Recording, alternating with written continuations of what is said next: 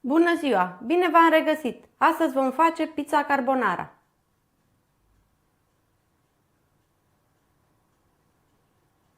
Pentru aluat avem nevoie de 350 de grame de făină albă cu 3 zerouri, plus încă 50 de grame pentru lucrat aluatul, 225 de ml de apă călduță, 2 linguri cu drojdie uscată, o linguriță cu zahăr, 3 linguri cu ulei și jumătate de linguriță de sare.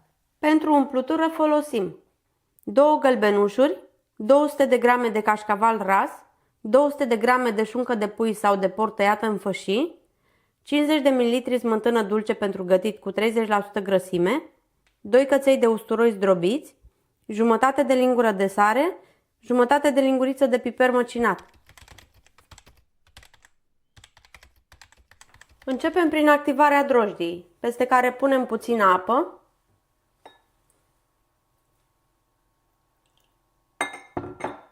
și zahăr și amestecăm bine.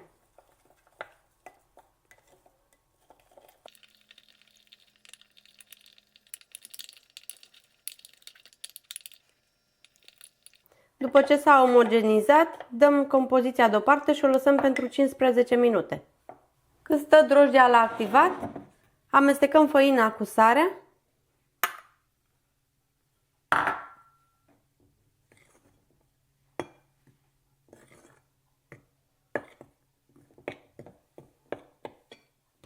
și adăugăm și uleiul.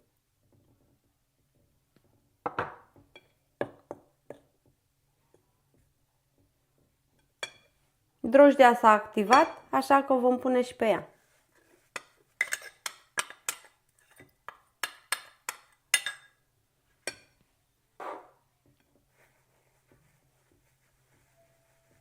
Amestecăm puțin și adăugăm apa.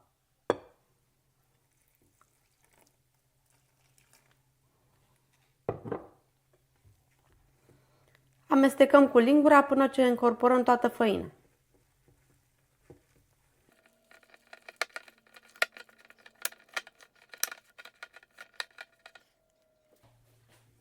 Trecem la frământarea aluatului cu mână.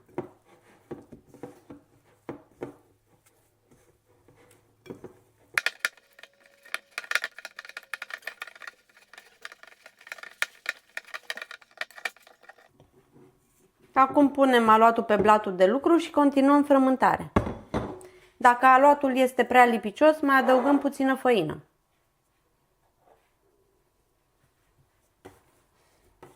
Și frământăm.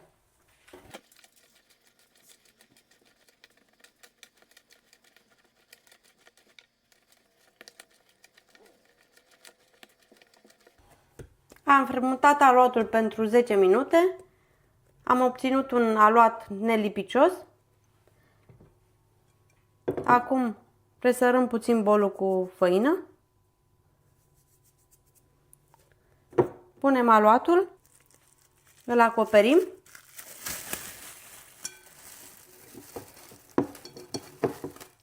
și îl lăsăm la loc călduț să se dospească timp de o oră. Între timp amestecăm gălbenușurile cu smântână, sare, piper și usturoi.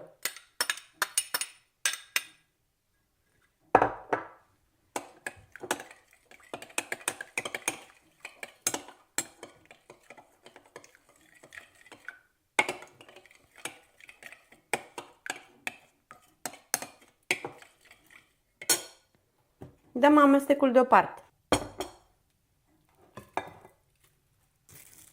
Aluatul s-a dospit.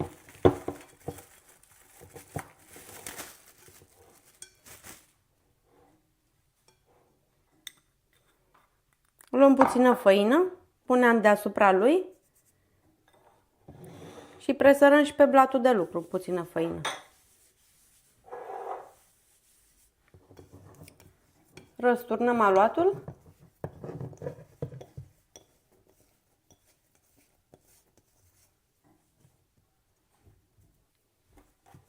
și îl mai frământăm puțin.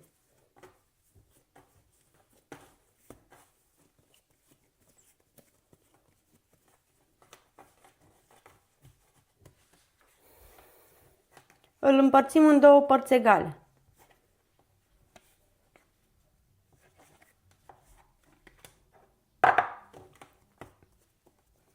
Luăm fiecare parte și îi dăm o formă rotundă.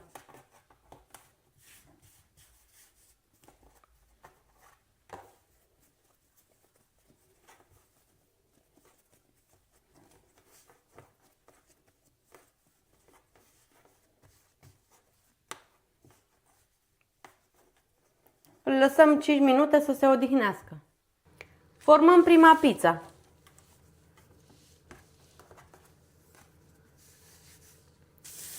Am aici o hârtie de copt pe care presar puțină făină.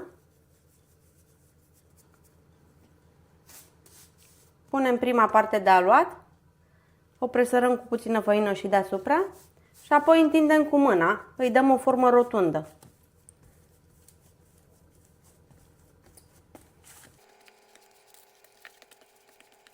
Dacă se lipește, mai presărăm făină.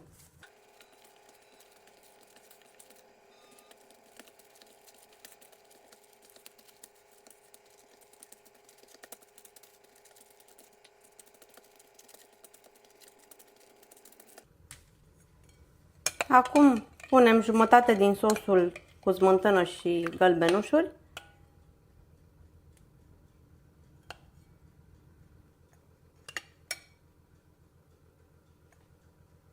Și îl întindem bine peste foaie.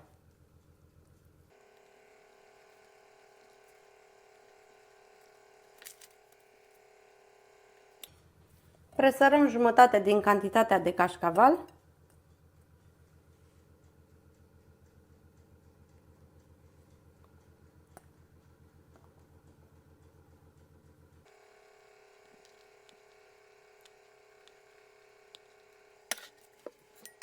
Și apoi acoperim cu jumătate din cantitatea de șuncă.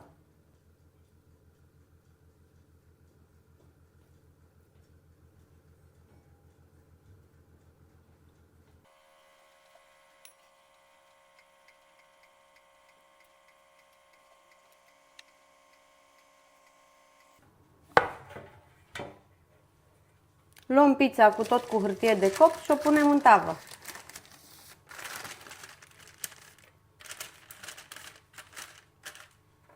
Apoi punem tava la cuptorul preîncălzit la 200 de grade.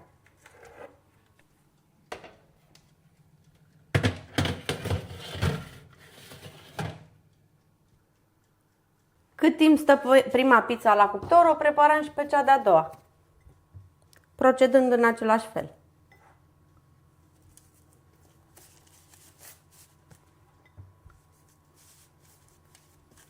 După 10 minute pizza este gata, așa că o scoatem de la cuptor.